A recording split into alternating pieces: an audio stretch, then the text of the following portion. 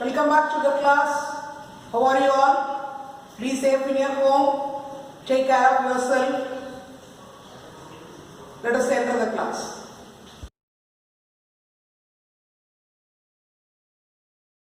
Before entering into today's class, let's recall what we have learned in the previous classes. The first class we learned what is history. History is the record of the past events, and there are a lot of sources to know about history, which are written sources and material sources, and about the advent of Europeans to India. Europeans, the people of Europe, they were more interested in coming to India for the trade purpose because of the lot of valuable goods available in India at that time, and the main trade route for them was the Constantinople, which was captured by the Turkish people in 1453. So the Europeans, they were in a urge to find a new sea route. So they explored the voyage. The Portuguese were the pioneers in this. Portuguese were the people of Portugal. Vasco da Gama succeeded in that, the help of Prince Henry, and they started their trading centers in India. 3 governors were appointed to administer them. Everything we have learned, and they were wiped out from India by the Dutch people. Dutch were the people of Netherlands. They also came to India in 1602 with a view of starting trading centers. It led to rivalry between the Portuguese and the Dutch. All these things we have learned in the previous classes. In today's class, we are going to learn about the British.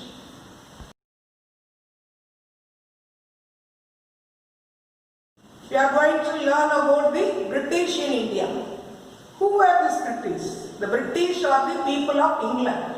England, another name is United Kingdom. In short, we say that as UK. It was ruled by Queen Elizabeth at that time.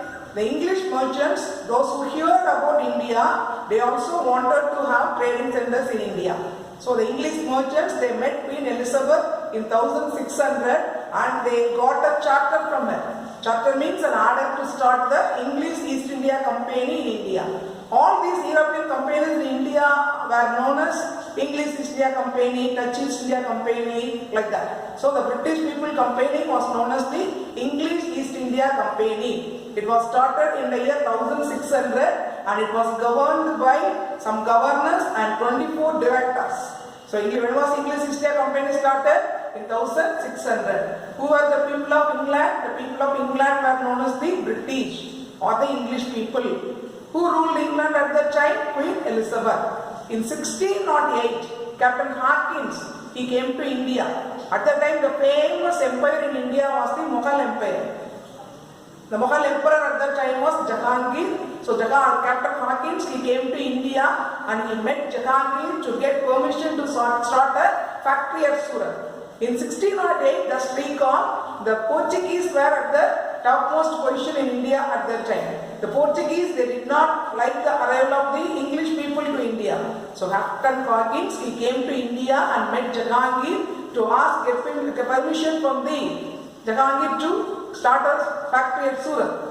But at the first, Jahangir gave the permission, but later on he cancelled the permission because of the Portuguese influence. The Portuguese people, they had a good relationship with Jahangir at that time. So they motivated Jahangir to cancel the permission given to the English. So first Jahangir gave permission to the English, but later on it was cancelled because of the influence of the Portuguese. So it led to the rivalry between the Portuguese and the English people. So people of England, the British, they came to India in 1600. Some of the English merchants of London is the capital of England. They got permission from Queen Elizabeth and some governors and 24 directors. They came to India to start the English East India Company. In 1608, who came to India? Captain Hawkins came to India. We met Jahangir. Who was Jahangir? He was a famous Mughal ruler at that time. For what purpose Captain Hawkins came to India? He came to India to get permission to start a factory at Surat. First the permission was given, later on it was cancelled. Why was it cancelled? Because of the Portuguese influence. So it led to a rivalry between these people.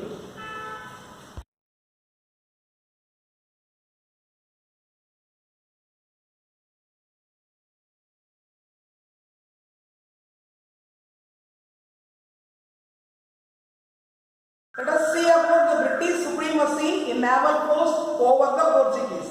The British people, they came to India in the name of English East India Company, and they started their first factory at Masulipatinam in 1611. Already you know that Portuguese people and the Dutch people both were having their trading centers in Masulipatinam. Now British also established their factory in Masulipatinam. Which was British first factory? Masulipatinam, when it was constructed in 1611. And English people, they wanted to defeat the Portuguese in naval force and show that they were superior than the Portuguese. So in 1612, Captain Thomas Best, he came with the navy force and defeated the Portuguese at Surat in a small battle in the ocean.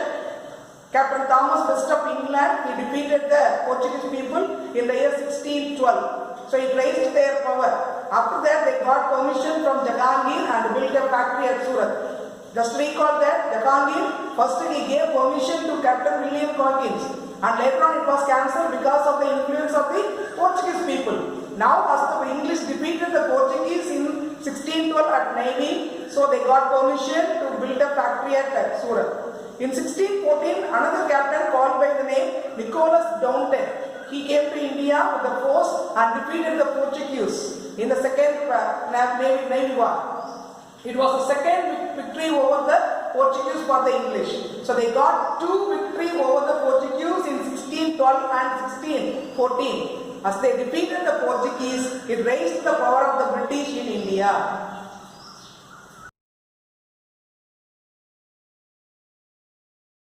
After got supremacy over the Portuguese on Navy, the British started establishing their trading centers in India.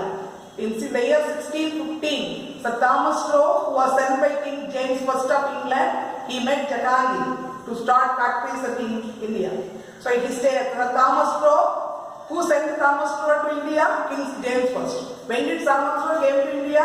In 1615. When did Thomas Roe come to India? In 1615. He met Jahangir. Jahangir was the great Mughal emperor of that time. Thomas Roe stayed in Andhra for 3 years.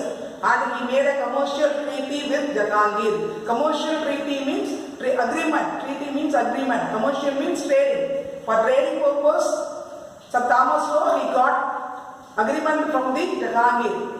And then they started, English people started their trading centers at Agra, Surat, Ahmedabad and Brooke. So English people, after getting success over the Portuguese in Navy War, in 1615, Sir Thomas Roe came to India. He was sent by King James I and he stayed in Agra for 3 years. He made a commercial treaty with Jahangir to start trading centers at Agra, Surat, Ahmedabad and Brooke.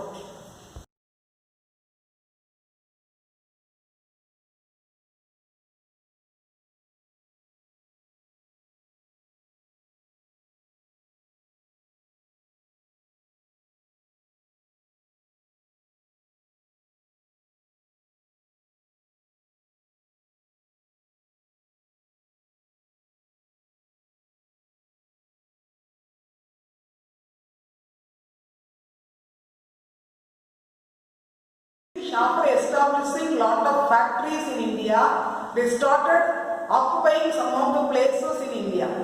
They captured some of the places in India, they bought some of the places in India and laid the foundation for modern cities in India, especially Madras, Bombay and Calcutta were the 3 important cities which were laid foundation by the European people, the British people in India. Let us see about the foundation for modern cities by the British in India. First we are going to see about Madras. Current name is Chennai. In 1639, Francis Day, who was an English merchant, he came to India and bought a piece of land from Chennappa Nayak. The Chennappa Nayak was the Raja of Chandragiri. From him, Francis Day, an English merchant, bought a piece of land in the year 1639. He laid a foundation for Madras there. And it was given to English East India Company by the Francis Day, and in that place English built their first fort, Fort St. George as its headquarters. The first fort of the English in India was Fort St. George. Where is Chennai? In our state, it is in Tamil Nadu. So even in Chennai today we can see the Fort St. George. Have anyone seen that? It is the building of Indian Tamil Nadu Administrative Office. It is the Tamil Nadu Secretariat. It is a legislative assembly. Chief ministers, all the MLAs, their administrative functions are going on in that Fort St. George, which was constructed in the period of the British. So the first modern city found by the British was the Madras. Who bought it? Francis Drake. Who was he? An English merchant. From whom did he buy that? From Chennappa Nayak. Who was the Chennappa Nayak? He was the Raja of Chandagiri. In which year they bought the land from Chennappa Nayak? In 1639, and they laid the foundation for modern Madras. And what was the fort constructed by the British there? Fort St. George. And have you seen the film Madarasa Pattanam? One of the films says about the old Madras. The second city established by the British people in India was Bombay. Present name is Mumbai. How did the British get Bombay for them? It was an interesting incident in the Indian history. King Charles II of England, he got married a Portuguese princess, Catherine. Who was King Charles? He was an English king. Whom did he marry? He married a Portuguese princess, Catherine. At that time, Bombay was a small village which was under the Portuguese control. For the marriage as a dowry, Bombay was given to King Charles II by the Portuguese. King Charles II, he got Bombay as a dowry. Then in the year 1668, English East India Company, they acquired Bombay from King Charles II for an annual rent. Annual means per year. In 1668, English East India Company acquired Bombay from King Charles II for an annual rent of 10 pounds. The symbol stands for pounds per annum. Annum means per year. So the second city came under the control of the English East India Company was Bombay. First one Madras, second Bombay. Keep it in mind, these are noted that these are all the important port cities. Port means where the harbour is constructed and it is very easy for them to carry on the goods from India to England through the harbour and the port.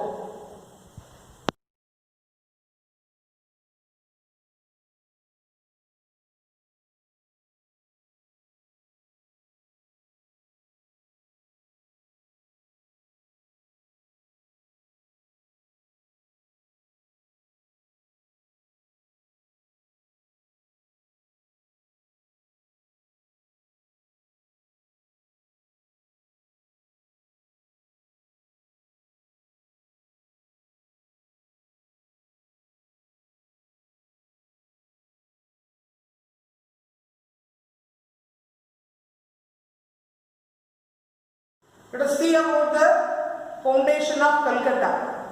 So at that time it was named as Calcutta, which is in Bengal now.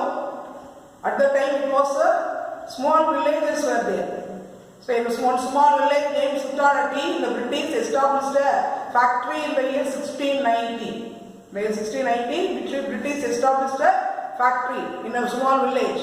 What was that village? It was named as Suttanati. At that time, the small villages were ruled by Zamindari people. British acquired the Zamindari rights of 3 villages, Suttanati, Calicut and Govindpur in the year 1698. For how many villages they acquired the Zamindari rights? 3 villages. What were 3 villages the British acquired the Zamindari rights? Suttanati, Calicut and Govindpur. Which year they got the Zamindari rights? 1698. And they combined the 3 villages and founded a new city, Calcutta. That is Calcutta, which is called as the Kolkata or Calcutta, like that. So 3 cities, small villages were combined and they formed a new city called by Calcutta. And there also they constructed a fort. The fort was named as Fort William.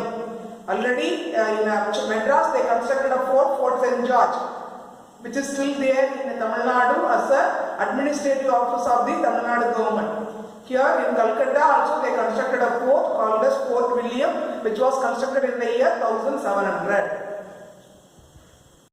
So the British, which came as a trading country to India, they formed the English East India Company and they became supreme over the Portuguese people in naval power and started their trading centers and factories in so many places. Later on they laid the foundation for 3 important cities in India, that is Madras, Bombay and Calcutta, south, west and east. All the 3 places, the important port cities were founded by the British people, owned by the British people, and also they emerged politically later on. Politically means they started ruling some of the places. They brought some of the places under their control, and they emerged as a political power in India, especially after the two battles, Battle of Plassey in the year 1757 and Battle of Buxar in the year 1764. They emerged politically and started their rule in Bengal. Till 1858, the English East India Company ruled India, and after that, the British Crown, that is the Queen, started ruling India till our independence. About that British political power and about their ruling, who were the governors or viceroys who ruled the British, ruled the India under the British, everything we will learn in the next class. So this class we have learned about the arrival of the British to India, how did they emerge as a supreme power in India, and what were their trading centers and factories, what were the new cities found by the British people, etc. Children, hope that you understood the concept and listen the class carefully, enjoy the video which is attached to the and answer the questions given in the assignment. Thank you.